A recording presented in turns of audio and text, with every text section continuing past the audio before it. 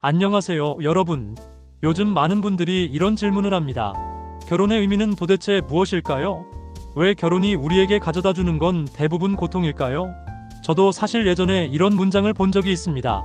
어떤 여자가 경제적으로 독립했고 삶에서도 독립적이라면 그럼 남자가 과연 필요할까요? 과연 결혼은 맞는 것일까요? 그래서 오늘 저는 심리학적인 관점에서 몇 가지 측면으로 나누어 이야기해 보려고 합니다. 우리가 정말 결혼이라는 것을 필요로 하는지 말이죠.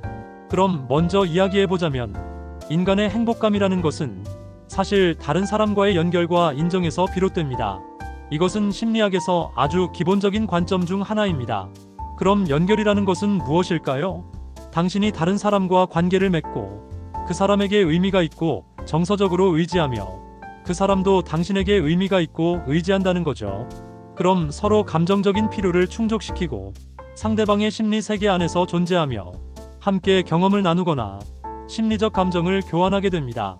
작게는 택배 기사님에게 고맙다고 한마디 건네고 그분이 존중받았다고 느끼며 또 당신에게 고맙다고 인사를 건네는 일도 있고, 크게는 한 사람과 서로 의지하며 함께 운명의 고통에 맞서는 것까지 포함됩니다. 이 모든 것이 연결입니다. 정상적인 인간이라면 다른 사람과 연결될 필요가 매우 큽니다. 하지만 일반적인 사람은 많은 사람과 깊은 관계를 맺기 어렵고 깊은 연결을 지속적으로 유지하기 힘듭니다. 그래서 우리는 삶을 함께 걸어갈 깊은 관계의 사람이 필요합니다. 그렇지 않으면 우리는 외로워집니다. 그래서 우리는 파트너가 필요하고, 결혼은 최소한 깊은 연결을 경험할 수 있는 장을 제공합니다. 하지만 실제로 많은 사람들이 자신의 결혼 생활이 그리 만족스럽지 않고 행복하지 않다고 느낍니다.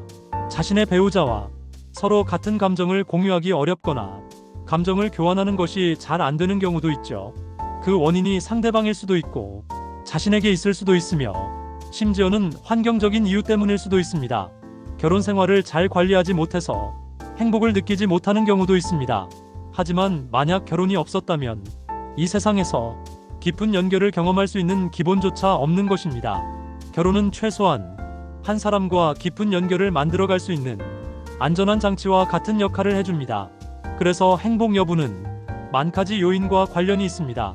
하지만 결혼이라는 전제가 없고 깊게 연결될 수 있는 장치조차 없다면 행복을 갖는 것은 아마 훨씬 더 어려울 것입니다. 그럼 결혼의 두 번째 의미에 대해 이야기해 보겠습니다. 결혼은 우리가 필요로 하는 것을 채워줄, 도움이 되어줄 존재, 즉 파트너가 필요하다는 점입니다. 많은 사람들이 이 말을 들으면 반박할 수도 있습니다. 우리 남편은 아무것도 채워주지 않아. 내가 말 걸어도 대답조차 안 해라고 말할 수 있죠.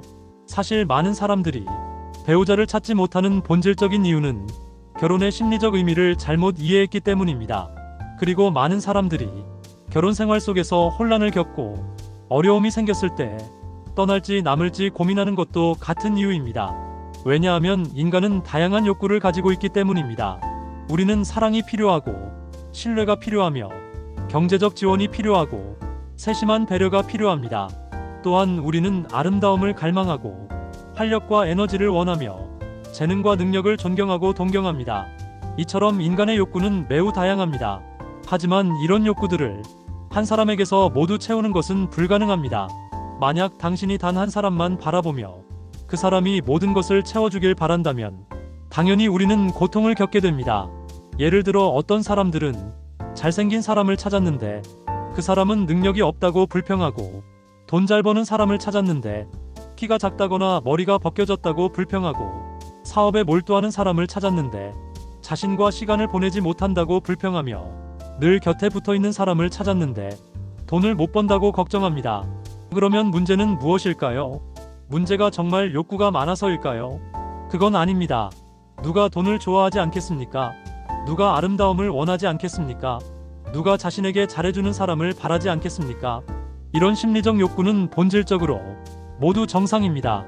하지만 잘못된 생각은 모든 욕구를 단 한 사람, 즉 배우자가 채워줘야 한다고 믿는 데 있습니다. 결혼의 본질은 우리가 핵심적인 한두 가지 욕구만 충족할 수 있으면 충분합니다. 혹은 대부분 중요한 욕구만 충족되어도 됩니다. 예를 들어 남편이 잘생기고 세심하게 배려해준다면 그것이 당신의 가장 큰 욕구입니다. 그렇다면 취향이 다르다거나 대화가 잘 통하지 않는다고 불평할 필요가 없습니다. 취향은 친구나 친한 사람과 공유하면 됩니다. 또 다른 예로 현실적이고 금전적인 안정이 중요하다면 돈 잘 버는 배우자를 찾았을 때 시간을 함께 못 보내거나 달콤한 말에 서툴다고 탓할 필요는 없습니다. 그 배우자는 이미 당신의 핵심 욕구를 충족해주고 있는 것이니까요. 핵심이 아닌 욕구, 예를 들어 달콤한 말도 듣고 잘생긴 사람도 원하고 완전히 이상적인 낭만을 원한다면 드라마나 소설을 통해 자신의 환상과 로망을 채우면 됩니다. 만약 당신이 함께 있어주는 동반자를 원한다면 돈 잘 버는 배우자의 도움으로 심리 상담사를 찾아서 그 욕구를 채울 수도 있습니다. 즉, 결혼의 가장 본질적인 의미는 모든 욕구를 채우는 것이 아니라 자신의 핵심적인 욕구를 충족시키는 것입니다. 그래서 먼저 자신이 무엇을 가장 필요로 하는지 우선순위를 정해보세요. 저는 당신이 배우자와 함께 있는 이유가 이미 핵심적인 욕구를 충족하기 때문이라고 믿습니다. 만약 지금 잘 모르겠다면 제가 결혼해서 가지는 몇 가지 가치에 대해 알려드릴게요. 그리고 당신이 배우자와의 관계에서 이 가치들이 있는지 확인해보면 됩니다. 먼저 첫 번째 가치입니다. 우리는 이것을 물질적 가치라고 부릅니다. 예를 들어 당신의 남편이 당신에게 물질적인 가치를 가져다 줄 수 있는가 하는 것이죠. 만약 있다면 다른 여러 가지가 부족해도 일단 참을 수 있습니다. 두 번째 가치는 감정적 가치입니다. 물질적 가치가 없더라도 그가 당신에게 감정적 가치를 제공할 수 있는가, 친밀감, 안전감, 소속감 같은 좋은 느낌을 줄 수 있는가 하는 것입니다. 세 번째 가치는 성장 가치입니다. 심리적인 가치가 없다면 그와 함께함으로써 당신이 성장할 수 있는가, 무언가를 배우고 자신을 더 나은 사람으로 만들 수 있는가 하는 것이죠. 네 번째는 생리적 가치입니다. 감정적 가치를 제공할 수 없다면 그가 생리적 가치를 제공할 수 있는가, 즉 결혼 후 가사나 요리를 도와주는 것 같은 것들입니다. 이 네 가지 가치 중 하나라도 충분히 제공된다면 결혼을 다시 평가해보세요. 하지만 만약 네 가지 가치 모두 없다면 자신에게 물어보세요. 도대체 무엇 때문에 결혼을 하고 있는가? 한 남성이 이 네 가지 가치를 모두 아내에게 제공하는 경우는 정말 드뭅니다. 여기서 제가 드물다라는 단어를 썼습니다. 그럼 행복이란 무엇일까요? 흔히 말하는 것처럼 약수 3천, 단지 내게 속한 한 바가지만 취하면 됩니다. 여성이라서 벌이가 충분하고 재정적으로 부족하지 않다면, 남편이 당신에게 부드러움, 배려, 사랑을 준다면 그것으로 충분합니다. 만약 남편이 바쁘고 돈을 번다면 당연히 매일 집에 없고 감정적, 생리적 동반을 충분히 제공하지 못할 수 있습니다. 하지만 그럼에도 감사할 줄 알아야 합니다. 또 한 가지, 자신을 늘 불평만 하는 사람, 물질적 가치도, 감정적 가치도, 성장 가치도, 생리적 가치도 없다라고 말하는 사람이 되지 마세요. 그때 자신에게 물어보세요. 당신은 그에게 무엇을 주고 있는가? 진정한 사랑은 가치의 교환입니다. 협력이고 상생입니다.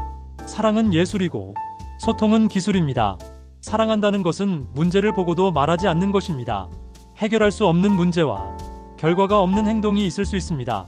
바로 이것이 함께하는 기술, 예술입니다. 해결할 수 없는 상황에서도 사랑하는 사람들은 평생 함께할 수 있습니다. 답을 찾으려 하지 마세요. 답을 찾으려 하면 죽은 순환에 빠질 수 있습니다. 사랑은 예술이고 문제를 보고도 말하지 않는 것이 지혜입니다. 이것을 이해하면 당신의 그릇은 훨씬 커질 것입니다. 내 성격이 이래라고 말할 수도 있습니다. 하지만 말하지 마세요. 만약 성격이 더 큰 성과를 가져온다면 그 성격을 유지하세요. 하지만 성격 때문에 이미 많은 장애와 손실이 발생한다면 그 성격을 고집하는 것은 편집증적 인격장애, 심리학에서는 전능적 자기애라고 부릅니다. 결혼의 진정한 의미는 친척이나 친구의 말에 맞추기 위해서도 아니고 가문을 이어가기 위해서도 아니며 나이가 되어 어쩔 수 없이 하는 의무도 아닙니다. 결혼의 더 깊은 의미는 깊은 연결이 필요하고 욕구를 충족시킬 필요가 있다는 것입니다. 단 한 가지 욕구라 해도 문제가 생겼을 때 의논할 사람이 있고 인생의 중요한 일을 함께할 사람이 있다는 것만으로도 의미는 충분합니다. 그럼 왜 많은 사람들의 결혼이 행복하지 않을까요? 어떤 연애 관련 블로거나 유튜브에서 매일 연애 초기처럼 신선함을 유지하라고 말하는 것을 들어보셨나요? 하지만 심리학적으로 이것은 잘못된 전제입니다. 사랑과 결혼은 동일한 것이 아닙니다. 사랑과 결혼은 완전히 다른 범주입니다. 사랑은 불확실성의 욕구이고 결혼은 확실성의 욕구입니다. 여러분 믿으시겠나요? 사람은 본능적으로 새로운 것을 좋아하고 익숙한 것은 싫어하는 성향이 있습니다. 인간의 본성은 마치 탐욕스럽고 색욕이 많은 저팔계처럼요. 결혼은 바로 이런 본능을 제약하고 경계짓고 법으로 제한하는 역할을 합니다. 만약 결혼이라는 종이가 없다면 남자가 몇 명의 여자친구를 가질 수 있을지, 여자는 어디서 소속감을 찾겠습니까? 이 과정에서 인류의 번영, 사회의 안정, 인간 본성 측면에서 결혼은 우리를 일정한 경계 안에 두고 본능을 무제한으로 발현하지 못하게 하며 무분별한 통제나 소유를 막는 역할을 합니다. 결혼은 인간과 본성, 사회 발전에 보이지 않는 도움을 주는 구조인 셈이죠. 확실한 욕구 안에서 불확실성을 쫓으려 하면 결과는 단 한 가지, 외도입니다. 이제 심리학을 배우면서 우리는 각 범주, 각 영역, 각 내용이 서로 다른 경로와 의미를 가진다는 것을 명확히 구분해야 합니다. 사랑은 무엇일까요? 사랑은 아드레날린이고 도파민이며 호르몬입니다. 마치 스포츠 경기를 볼 때 이 순간은 반드시 불확실성의 욕구입니다. 카드를 하거나 화토를 치거나 여행을 할 때도 역시 불확실성의 욕구입니다. 영화를 보거나 카드 게임을 하거나 스포츠 경기를 볼 때 이미 답과 결과를 알고 있다면 그 경험은 의미가 없다고 저는 믿습니다. 왜냐하면 그것은 불확실성의 욕구이기 때문입니다. 그렇다면 결혼은 무엇일까요? 결혼은 바로 그 반대입니다. 결혼은 확실한 욕구입니다. 그럼 확실한 욕구에는 무엇이 있을까요? 안전감, 소속감, 친밀감, 가치감을 포함합니다. 이런 감정은 단순히 호르몬이나 아드레날린에서 나오는 것이 아닙니다. 왜냐하면 그런 것은 반감기가 있기 때문이죠. 결혼 안에서는 세로토닌, 엔도르핀, 옥시토신 같은 신경화학 물질이 분비됩니다. 이 과정을 통해 결혼은 매우 안정적이고 조화롭게 유지될 수 있습니다. 물론 안정적인 관계 안에서도 가끔 놀라움을 주는 것, 서프라이즈를 만드는 것은 문제가 없습니다. 하지만 기대를 너무 높게 잡으면 안 됩니다. 열정적인 시절은 몇 년만 지속되니까요. 앞으로의 삶에서는 당신이 마주할 것은 냄비와 그릇, 아이 기저귀, 생활비 계산 같은 일상입니다. 또 상대방이 나이가 들어가는 모습도 보게 되죠. 그러니 기억하세요. 삶에는 서로 다른 경로가 있습니다. 확실한 욕구와 불확실한 욕구를 혼동하지 마세요. 이것이 심리학적으로 성장하는 길입니다. 그래서 어떤 방송에서 결혼을 매일 처음 만난 연인처럼 만드는 3가지 방법을 가르친다고 해도 그건 오히려 고통을 증가시킵니다. 왜냐하면 현실에서는 그 기대를 실현할 수 없기 때문입니다. 왜 실현할 수 없을까요? 기대가 너무 높기 때문입니다. 왜 기대가 높을까요? 이미 한 번 맛보며 보상을 받았기 때문이죠. 하지만 다시 그 감정을 얻으려 할 때 환경은 변했고 경로도 변했고 계절도 바뀌었습니다. 얻지 못하면 고통을 겪게 됩니다. 그래서 일부 사람들은 그 보상을 얻기 위해 다른 길을 선택하게 됩니다. 즉, 외도를 하고 다른 사람을 찾게 되는 것이죠. 오늘부터 당신이 남녀 간 친밀관계 심리학을 접한다면 인생의 각 경로, 각 단계에서 얻는 것과 결과가 다르다는 것을 반드시 알아야 합니다. 마지막으로 영상을 시작하면서 던진 질문으로 돌아가 봅시다. 우리는 과연 결혼이 필요할까요? 결혼은 어떤 이점을 줄까요? 결혼은 좋을까요? 나쁠까요? 만약 당신이 20살에서 50살 사이이고 결혼을 경험해 본 적이 없다면 행복한 경험이든 힘든 경험이든 이혼 경험이든 아니면 마치 주식 시장처럼 잠재력 있는 주식을 계속 가지고 있다가 큰 수익을 얻든 중간에 손절을 하든 아니면 완전히 손해를 보든 이 모든 것은 당신의 인생 경험입니다. 언젠가 뒤돌아봤을 때 이 경험들은 모두 당신의 삶의 자산이 됩니다. 왜냐하면 많은 것들은 무엇이 손실이고 무엇이 수익인지 정확히 구분할 수 없기 때문입니다. 경험이라는 것은 항상 2가지 상반된 사고 모델로 이루어집니다. 검은색과 흰색, 어둠과 상실, 달콤함과 씁쓸함. 이 모든 것이 경험입니다. 그래서 당신은 인생에서 무엇을 잃었고 무엇을 얻었는지 명확히 구분하기 어렵습니다. 결혼이 바로 이런 역할을 합니다. 결혼은 당신에게 인생에서 풍부한 경험을 가져다 줍니다. 만약 20살에서 50살 사이 결혼도 하지 않고 아이도 없으며 딩크족으로 살아간다면 당신도 삶의 가치를 충분히 얻을 수 있습니다. 예를 들어 자유롭게 살아간다거나 혼자서 먹고 가족이 굶지 않는다면 그것도 삶의 가치입니다.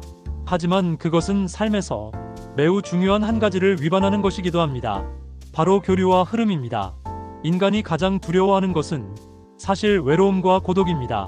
만약 당신에게 싸울 사람이 없고 대화할 사람이 없고 공유할 사람이 없고 미워할 사람이 없고 공감할 사람이 없고 감사할 사람이 없고 사랑할 사람이 없다면 당신의 삶에서 많은 것들은 표현되지 못합니다. 이것이 결혼의 첫 번째 심리적 의미입니다. 결혼은 우리가 안정적이고 깊은 연결을 필요로 한다는 그 욕구를 충족시키기 위해 존재하는 것입니다. 여러분, 우리는 개념 안에서 살아가고 있습니다. 그래서 결혼은 분명 긍정적인 가치를 가지고 있습니다. 당신이 믿으시든 안 믿으시든 결혼은 당신을 성장하게 만들 수 있습니다. 당신이 믿으시든 안 믿으시든 결혼은 인생에서 많은 경험을 가져다 줄 수 있습니다. 만약 90살, 100살이 되었을 때 뒤돌아봤을 때 당신은 미소를 지을 것입니다. 왜냐하면 그때 결혼은 오히려 풍부한 경험으로 변하고 당신이 인생의 진정한 핵심 가치를 맛볼 수 있게 해주기 때문입니다. 그래서 이 영상을 보고 나면 결혼에 대해 새로운 이해를 얻으셨을지도 모릅니다. 오늘 제 채널을 보셨다면 정말 운이 좋습니다. 아마 몇 분만 제 이야기를 들어도 오랫동안 자신을 괴롭히던 내적 갈등을 해결할 수 있을 테니까요. 그러니 잊지 말고 손을 내밀어 좋아요 버튼을 눌러주세요. 그래야 더 많은 사랑과 결혼 문제로 고민하는 사람들이 이 채널을 볼 수 있습니다. 마지막으로 말씀드리고 싶습니다. 결혼이 있든 없든 저는 여러분이 자신의 삶을 잘 살아가시길 진심으로 바랍니다.